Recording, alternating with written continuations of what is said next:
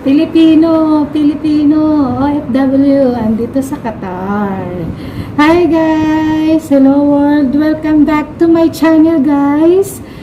Guys, ito yung vlog ko ngayon. A day in the life as an OFW.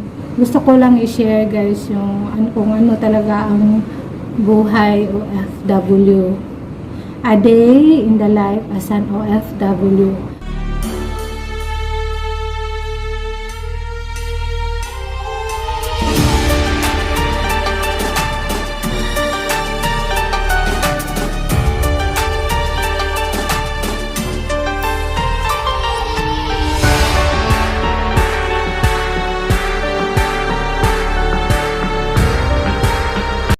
Guys, ito yung vlog ko ngayon. Medyo natagalan na naman yung pag-vlog ko. Guys, kung bago kayo sa channel na ito, please subscribe and hit the button below para po sa mga lahat nating mga ka-viewers dyan makikita nyo at sa lahat ng mga notifications natin guys, updated kayo sa kaganapan dito sa mga OFW sa ibang bansa gaya sa akin. Thank you so much guys sa lahat ng nag-support sa channel na ito, sa lahat ng nag-subscribe, sa lahat po ng nag-comment sa akin for my previous vlog. Regards to you all guys. So, this is behind bilang OFW ako. Kaya ito yung binablog ko ngayon. Medyo natagalan nga kasi nga medyo na busy ako sa trabaho. Then ito yung naisipan ko, a day in the life as an OFW.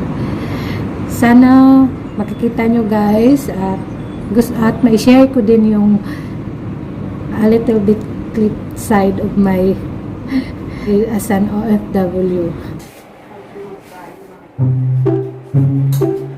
Siya ang kasama ko dito sa bahay. Hello, si Maya. Hi! Ito mga OFW. Ang mga buhay ng OFW. Oo, ang mga buhay ng OFW. Ito ang ginagawa namin. Araw-araw magluto, kumain, trabaho. Kain, pasok, Oh, ito yung ulam niya ngayon. nilaga po today.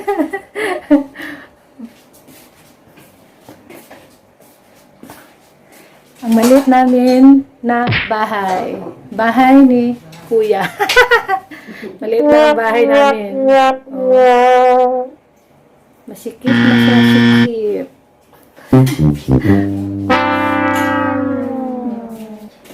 Ito yung toilet namin.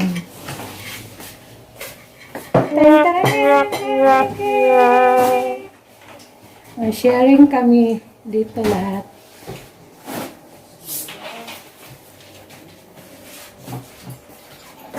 Sana si Mary. Naantok. Ay, nantok na si Mary. Ayaw nga niya magpakita eh. Hi guys. Ngayong pandemic, hindi kami nakauwi.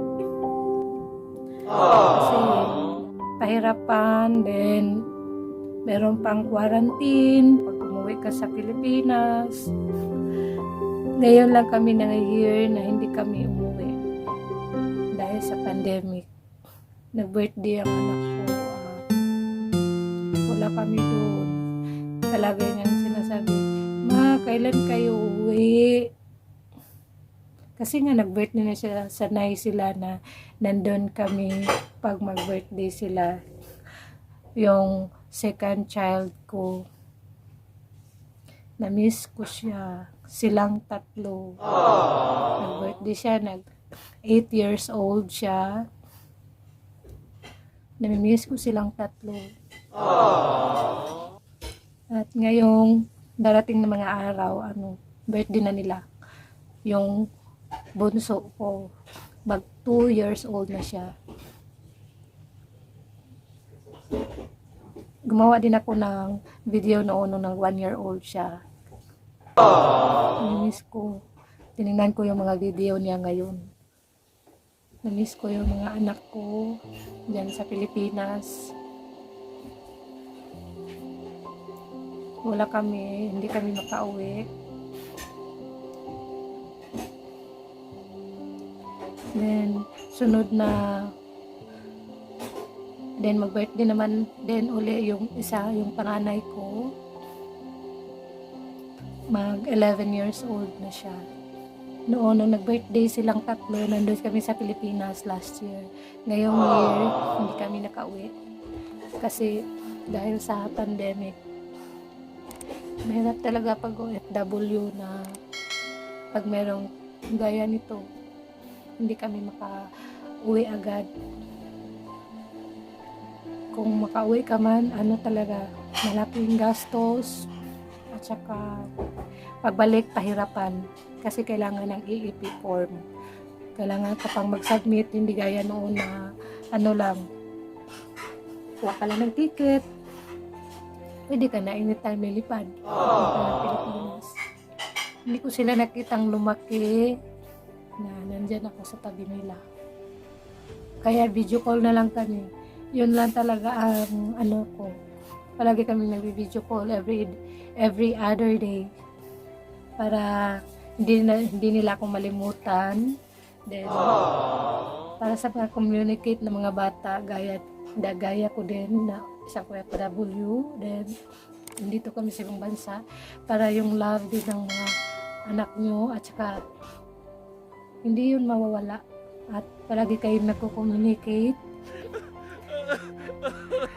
Parang iyak ako. Ayaw ko umiyak. And then, especially sa bunso ko, then, mag 2 years old na siya. Ito yung life namin dito na pag gising mo, maligo, magluto, then, may video call sa mga bata, pagtapos, papasok sa trabaho, then, gabi na umuwi.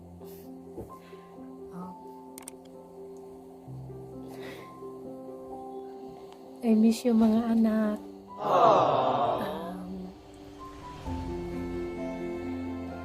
Hindi ako makauwi dahil tayo, kahit wala tayo doon, at least patawagan natin sila, magkikita at kumusta natin sila dyan sa Pilipinas. Yun, para sa akin yun ang ginagawa ko sa mga anak ko. Pag meron time, tatawagan ko talaga sila, kumusta, para makita. Dahil ano naman tayo ngayon, meron ng internet. Guys, thank you so much for watching this video. Sa lahat po na nag-subscribe, sa ating mga kababayan dyan. Hi guys, sa lahat na nag-support, na tumingin sa mga vlog ko. God bless to us, to all of you, to everyone. Sana hindi tayo magkasakit, good health tayo araw-araw para sa suporta sa ating pamilya dyan sa Pilipinas. I hope to see you soon, guys. Thank you so much for watching. I love you all. Bye!